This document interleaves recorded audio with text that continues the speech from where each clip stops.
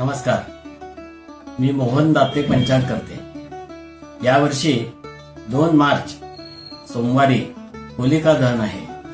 ते संध्याकाळी सूर्यास्तानंतर नेहमीप्रमाणे प्रदोष कालामध्ये आपण होलिका दहन करावायचे आहे।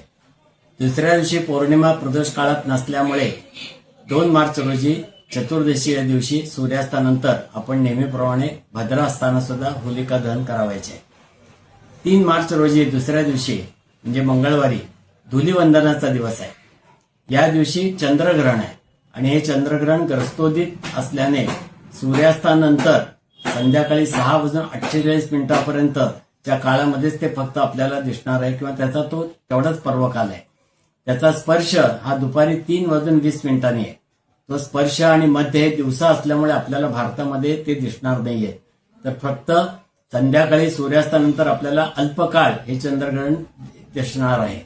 या अल्पकाळामध्ये ज्या काही ठिकाणी 3 ते 4 मिनिटं 5 मिनिटं दिसणार आहे, तर काही ठिकाणी 10-15 मिनिटं 20 मिनिटापर्यंत दिसणार आहे।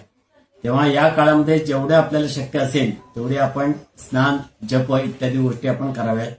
जर काही शक्य झालं नाही तर किमान 6:48 नंतर आपण ग्रहणाचे मोक्ष स्नान करावे। या ग्रहणाचा वेध हा सकाळी सूर्योदयापासून सुरू होत असल्याने आपण या वेध काळामध्ये संपूर्ण दिवसभरामध्ये आपले नित्य नैमित्तिक पूजा, अर्चा, अभिषेक, श्राद्ध इत्यादी सर्व धार्मिक कृत्य आपण करू शकतो। फक्त या ठिकाणी भोजनाचा निषेध आपल्याला सांगितलेला आहे। तरी परंतु जे अशक्त आहेत, आजारी आहेत, वृद्ध आहेत, बाल आहेत, गर्भवती आहेत स्त्रिया, या सर्वांनी 11 वाजेपर्यंत अन्न घेण्यामध्ये हरकत नाहीये। त्यानंतर मात्र संध्याकाळी मोक्ष झाल्यावर आपण भोजन करावायचे आहे। अर्थात या सर्व गोष्टी करता येत असल्यामुळे जो धुलीवंदनाचा दिवस आहे त्या दिवशी आपण धुलीवंदन, होळी म्हणजे रंग खेळणे इत्यादी सर्व गोष्टी आपण दिवसभरामध्ये करू शकतो।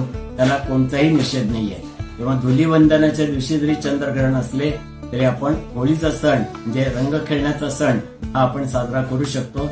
आणि तेव्हा या होळीच्या निमित्ताने आपणा सर्वांना हार्दिक शुभेच्छा।